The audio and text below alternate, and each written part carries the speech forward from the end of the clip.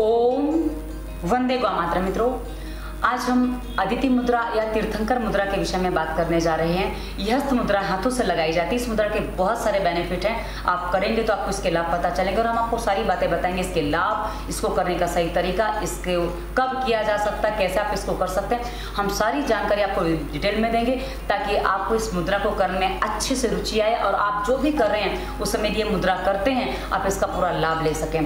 तो इसको तीर्थंकर मुद्रा क्यों कहते हैं वो भी मैं आपको स्पष्ट कर दूं। मित्रों, जैनियों के जितने भी तीर्थंकर हैं ना, उनकी अधिकांश जो हस्त मुद्रा हमने देखी है वो इसी मुद्रा में बताई गई है, इसलिए इसे तीर्थंकर मुद्रा का नाम भी दिया गया है। अब हम आपको बताते हैं इसके लाभ क्या होते हैं। मित्रों, इसके मुख्य दो लाभ हैं जो आपने सामान्यतः इसके सुने होंगे। पहला लाभ है, यदि आपको सुबह उठते ही छींकें चालू हो जाती हैं या स्नान करने के बाद छींकें चालू हो जाती हैं, तो यदि आप ये मुद्रा करते हैं तो आपको उसमें बहुत जल्दी बहुत अच्छा लाभ मिलता है। वही मित्रों, दूसरा लाभ इसका कहा जाता है कि जब आप कोई साधना वगैरह करते हैं उस समय जो आपको जमाइयाँ आती हैं, वैसे आपको जमाइयों का कारण नहीं पता है, हम आपको वो भी स्पष्ट कर देंगे।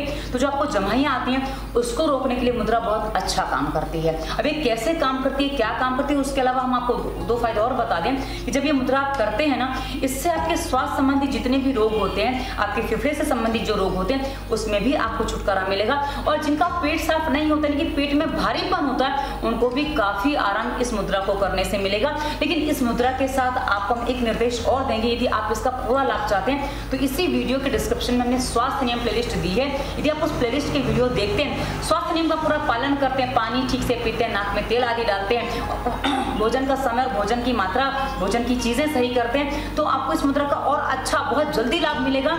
लेकिन यदि आप वो नहीं करते तो लाभ मिलने में थोड़ा समय ज्यादा लग जाता है। तो चलिए, हमने आपको इसके लाभ बता दिए। अब हम आपको बताते हैं कि मुद्रा करनी कैसे होती है, इसमें सावधानियां क्या रखनी है। तो मुद्रा करने में यदि आप कोई भी क्रिया करते हैं पूरा सावधानी पूर्वक सही तरीके से करते हैं तो आपको उसके पूरे लाभ, पूरे बेनिफिट मिलते हैं। अन्यथा अधूरे अधूरे लाभ मिलते हैं, फिर आप बोलते हैं हमें तो पूरा काम ही नहीं हुआ। इसलिए हम आपको पूरी जानकारी अच्छे से देते हैं। तो चलिए, अब आपको बता दें मुद्रा कैसे लगानी है। मित्रों, ये मुद्रा लगाने का जो तरीका है ना, आपका अंगूठा थोड़ा सा मुड़ता है और आपकी उंगलियां सीधी रहती हैं और हथेली थोड़ी सी मुड़ती है, और ये मुद्रा अंगूठा जो है ना, आपकी जो रिंग फिंगर है ना, उसके जड़ में आके ऐसे लग जाता है। ये देखिए इस तरीके से, और आपकी कलाई घुटने पे होती है और आपकी पीठ सीधी होती है। मुद्रा लगाने का सही तरीका ये आपका हो गया। इस तरह से आपको ये मुद्रा लगानी होती है। अब ये मुद्रा यदि आप करते करते उंगलियां आपकी ऐसे मुड़ जाती हैं, कई बार होता है कि हम बैठे होते हैं, ध्यान कहीं और होता है तो उंगलियां मुड़ गई, तो मित्रों ये मुद्रा आपका कोई काम नहीं करेगी।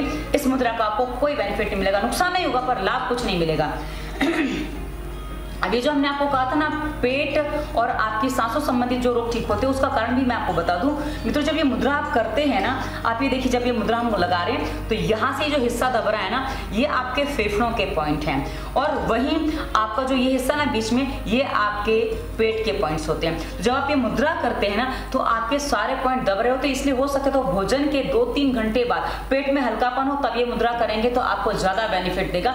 खाली पेट करेंगे तो अच्छी बात है, पर हाँ, भूखे पेट ना करें, खाली पेट करें या भोजन के 2-3 घंटे बाद करें।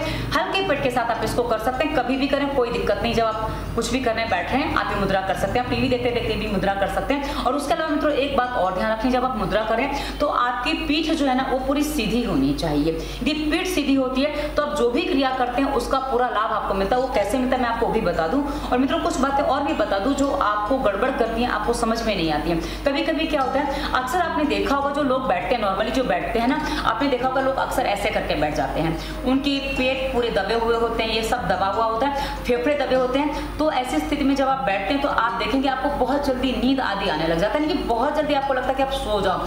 और वैसे भी मन जरा शांत होता है, ईश्वर से जुड़ते हैं तो मन शांत होता है तो नींद आने लग जाती है। तो ऐसी स्थिति में आपको नींद बहुत जल्दी आ जाती है। आप बोलेंगे आलस आता है, नींद आती है, उस आलस और नींद को मुद्रा भगाएगी। जी हाँ, कब भगाएगी?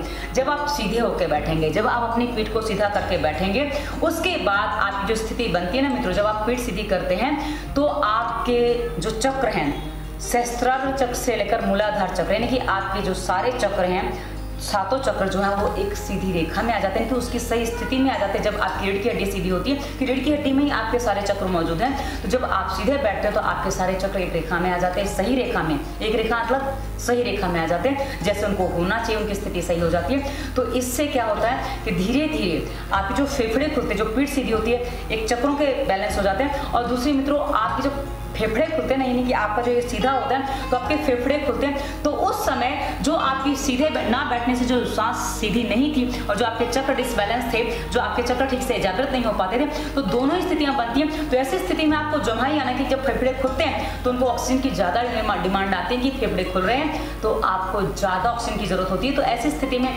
नींद बिना भी नींद नहीं आ रही है पर आपको जमाई आएगी, आपको महसूस होगा, पता चलेगा मुझे नींद जैसा नहीं लगा पर जमाई आ रही है। इसका मतलब है कि आपने अपने सीधे बैठने का अभ्यास शुरू किया है। जब आप सीधे बैठने का अभ्यास धीरे धीरे आगे मजबूत बना लेंगे तो उसके बाद आप देखेंगे कि आपको जमाइयाँ आना धीरे धीरे बंद हो गया और आपकी जो कमर में दर्द वगैरह था वो भी ठीक हो गया, क्योंकि ये पीठ सीधी होने से हो जाता है। और उसके बाद आप देखेंगे धीरे धीरे आपकी एकाग्रता बढ़ती जा रही है, आपका मन शांत होता जा रहा है और आपको कहीं चक्रों में भी यदि आपकी थोड़ी रुचि है चक्र जागरण में तो वो भी आप कर पाएंगे। लेकिन चक्र जागरण की प्रक्रिया में बलपूर्वक ना पड़े, यदि आप जबरदस्ती वो क्रिया करते हैं तो कभी कभी इसके दुष्परिणाम उसके बहुत गलत परिणाम भी आ जाते हैं। इसलिए मेहरबानी करके जबरदस्ती क्रिया ना करें कि चक्र जागरण की प्रक्रिया एक सामान्य प्रक्रिया है, उसको सामान्यतः होने दें। पर कभी कभी किसी साधक को बहुत जल्दबाजी होती है, हमें चक्र जागरण करना है, तो ऐसी स्थिति में वो दुष्परिणाम भी उठाते हैं और हमने देखा है कुछ लोग मानसिक विकृति भी हो जाते हैं। मैं डरा नहीं रही हूँ, मैं सावधानी बता रही हूँ ताकि आप गलती ना करें, क्योंकि आप जितनी तैयार हो जाएंगे उतना आपको उसका लाभ मिलेगा, उतना ही आपको चीजें ईश्वर देता है। क्योंकि आप जितना मन से शरीर से तैयार होते हैं, जितना आपका शरीर ताकत रखता है उतनी शक्तियां आपको दे दी जाती हैं। उससे अलावा उसके अतिरिक्त दी जाए तो आप उसको सहन नहीं कर पाएंगे। ये ऐसे ही काम करता है मित्रों, जैसे आप एक नॉर्मल प्लग में एसी नहीं लगा सकते, एसी नहीं चला सकते, उसके लिए आपको हैवी ड्यूटी चाहिए, हैवी पावर चाहिए। तो वैसे ही मित्रों यदि आपकी बॉडी में वो ताकत नहीं है और आप चक्र जागरण की जबरदस्ती प्रक्रिया करते हैं तो उसमें मानसिक विकृतियों की यहाँ संभावनाएं बन जाती है। क्योंकि मेरे पास ऐसे कॉल आते हैं, ऐसे मैसेज आते हैं, तब मैं आपको ये बात बहुत अच्छे से स्पष्ट करके बताती हूँ। अब मित्रों मैंने आपको इसके लाभ बता दिए, इसको करने की विधि बता दी और कैसे गलतियां हो जाती है वो भी बता दिया। तो आशा आप इस मुद्रा को कर सकते हैं, बड़े आराम से कर सकते हैं। अब बता दूं कितनी देर करना है। ये मुद्रा आप कोई भी मुद्रा आप जो सावधानी हम बता देते हैं उसके साथ ये मुद्रा आप कम से कम 10 मिनट से लेकर आप 2-4 घंटे भी कर सकते हैं। जितनी देर आप ध्यान में बैठे हैं, साधना कर रहे हैं, कुछ भी करें, उतनी देर आप ये मुद्रा कर सकते हैं। यदि आपसे सीधा नहीं बैठा जा रहा है आप सहारा लेके बैठ जाइए। अक्सर सहारा लेके नींद आ जाती है, पर शुरुआत आप सहारा लेके बैठ के करेंगे कोई बात नहीं है। सहारा लेके कैसा बैठ सकते हैं सीधा, क्योंकि ऐसे मैं आपको पूरा नहीं दिखा पाऊंगी।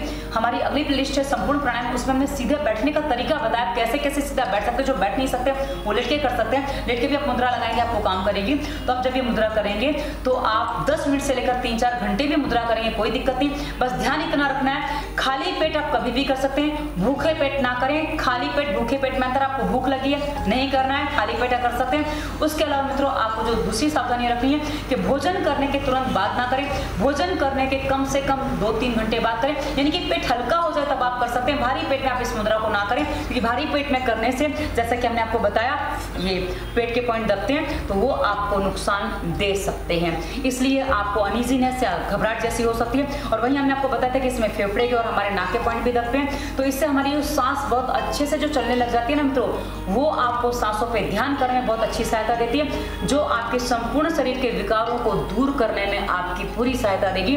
मित्रों हमारे शास्त्र एक बात बताते हैं कि आप कोई भी एक चीज करते हैं और उसको ठीक से करते हैं तो आपको उसका पूरा लाभ मिल सकता है। तो मित्रों इस वीडियो के डिस्क्रिप्शन में मैं बहुत सारे रोगों पर दवा मुक्ति के प्लेलिस्ट के रूप में वीडियो दिए हैं। उसके बाद स्वास्थ्य नियम प्राणायाम और व्यायाम की वीडियो, उसके बाद हमारा नंबर, इंस्टाग्राम, फेसबुक, ट्विटर का लिंक भी है। आप हमें कहीं भी फॉलो कर सकते हैं और हमें संपर्क भी कर सकते हैं। आप हमसे कंसल्टेंसी करना चाहते हो वो भी हमसे कर सकते हैं। वीडियो आपको कैसा लगा अवश्य बताइएगा, क्योंकि आपके विचार हमारे लिए अमूल्य हैं। धन्यवाद। वंदे मातरम।